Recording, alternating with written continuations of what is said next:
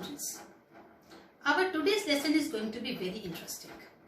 Interesting because it includes us. Us means we, the heterotrophs.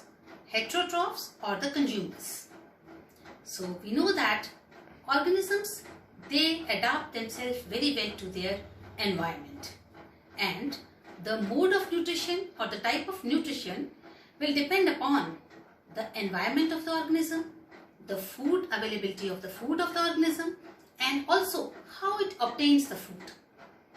So there are different kind of organisms like unicellular and multicellular. So the unicellular organisms, one thing is very common in all these organisms, and that is that they are going to take the food in the complex form.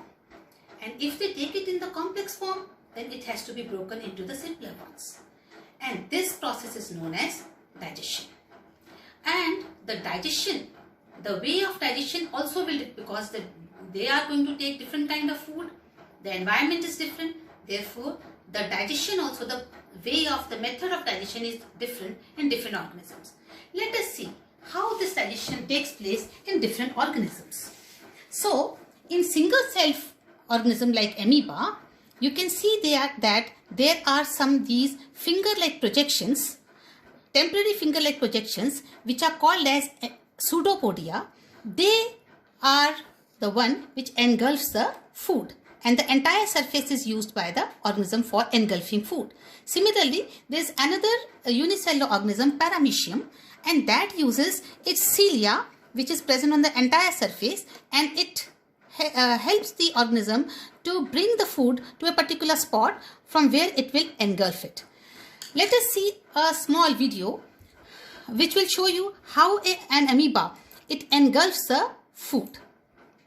See it very carefully that how the temporary finger-like projections, they are protruding, and the extensions of the cell surface which fuses over the food particle, forming a food vacuole.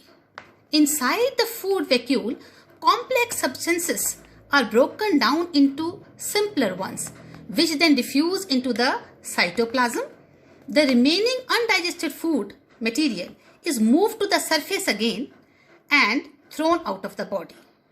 So you can see this very well, that how this particular amoeba has engulfed a paramecium as a food and how it has formed the food vacuole. So students, after taking the example of a unicellular organisms, now let us move on to a multicellular organism, and a very good example of a multicellular heterotroph is we, the human beings. So in our system, digestion in human beings takes place in a long tube which starts from mouth and ends at anus.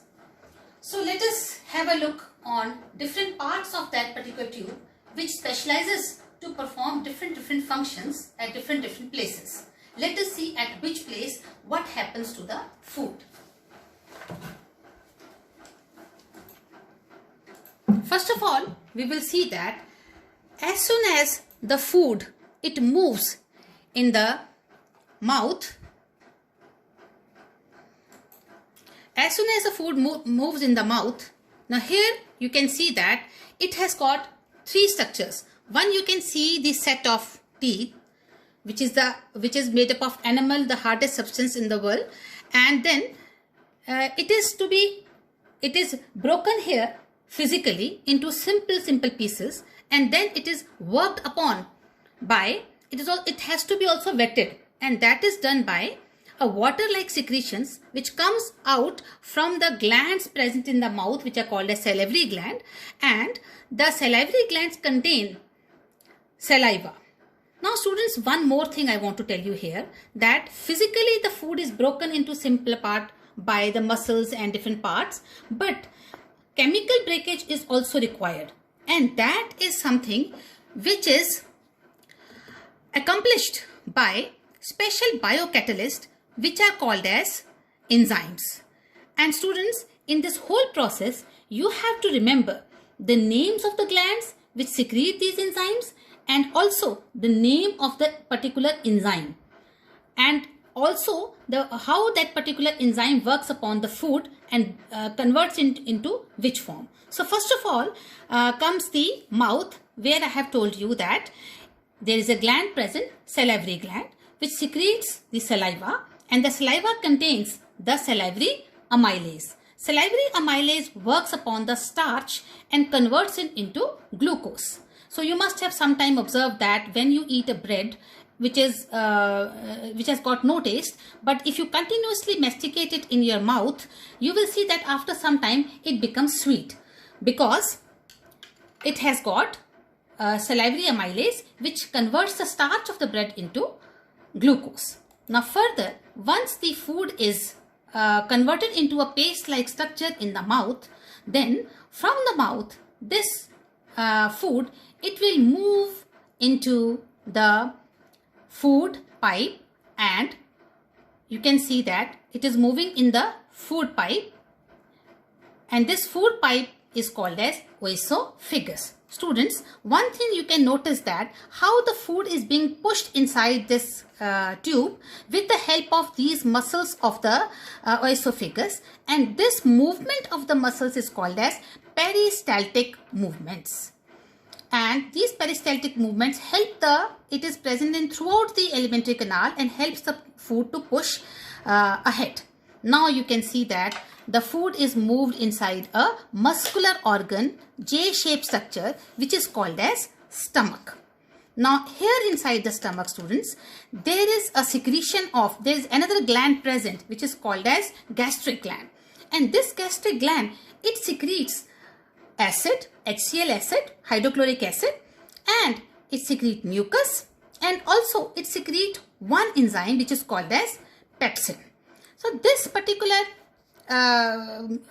hydrochloric acid gives a acidic medium for the working of the pepsin, which is responsible for breaking the protein part of the food into amino acids. And the HCl also helps in sterilizing the food or making it bacteria free. And here a particular sphincter is present here near the end of the stomach, where the food, it will help the food to push ahead and move into the next part of the alimentary canal, and that is called as small intestine, the initial part of the small intestine.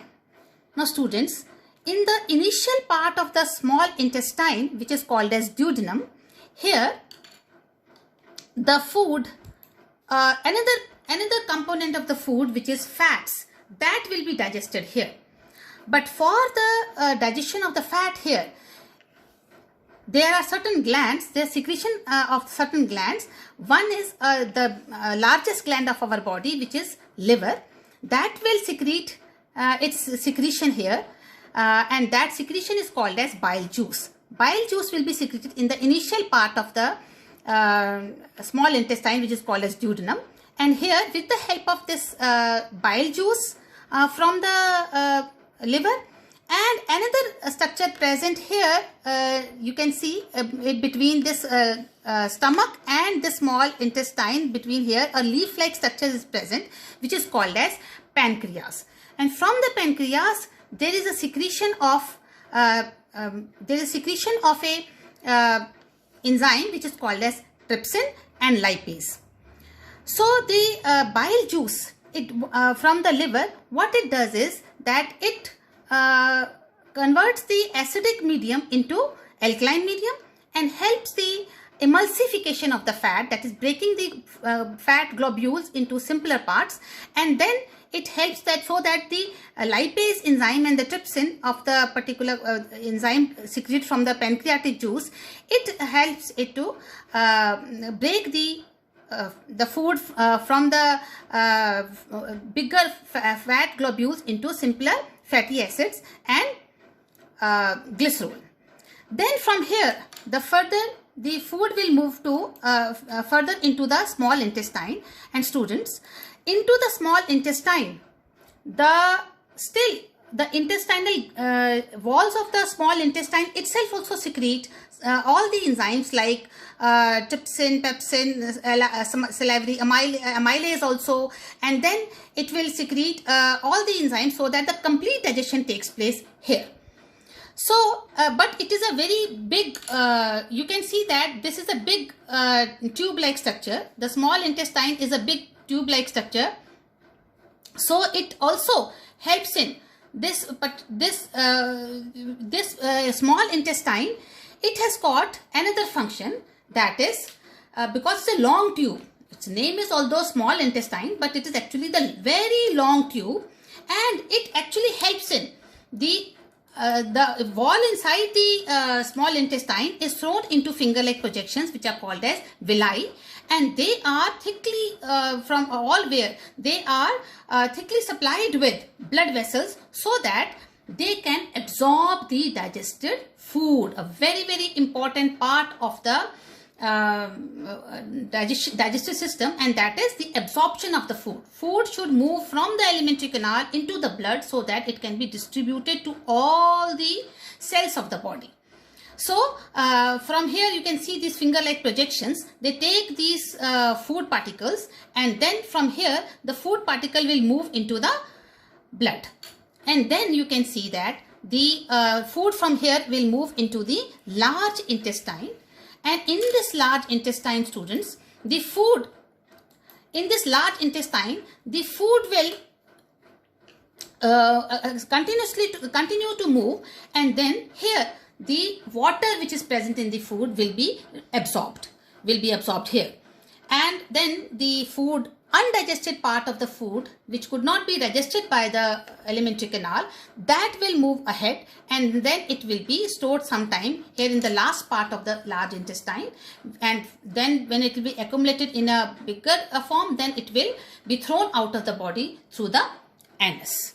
Now let us take another look on the summary of what we have studied. You can see that the digestion started from the mouth.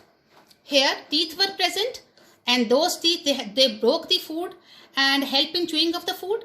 There was tongue which helped in swallowing, and there was salivary gland which helps the saliva to which had a salivary gland, salivary amylase which converted starch to sugar. Then oesophagus is the pipe which connected the mouth to the stomach, and then from the stomach, the gastric glands of the stomach, it had the hydrochloric acid which provides the acidic medium, it had pepsin which digested the proteins, and it had mucus which protects the inner lining of the stomach. Then we'll see that we have small intestine. Small intestine is very long in herbivorous animals because they have to digest the cellulose part, and then in other animals it receives the secretion from liver and pancreas. Liver has bile juice which breaks the large globules of fat into smaller ones. Pancreas has pancreatic juice, trypsin to digest protein, and lipase to break the emulsified fat. And intestinal juices which are present here, it converts the protein into amino acids, complex carbohydrate to glucose, and fats to fatty acids and glycerol. Here in the small intestine, the complete digestion takes place. And then the in the small intestine, the absorption of the food also takes place with the help of villi, and then the food will be assimilated, and by the blood takes the food to the different parts of the cells where it will be assimilated, and the undigested food will be stored in the large intestine. In the large intestine, the water will be absorbed, and then the undigested food will be thrown out through the anus. So after the recapitulation, students, you can just do these certain questions and that will help you whether you have understood the whole lesson or not. Try doing these questions. If you can answer them, that means you have understood it. Otherwise, you can see this video again and again and clear your concept. I hope this lesson was a little clear to you. Stay safe, stay healthy, stay blessed. Thank you so much.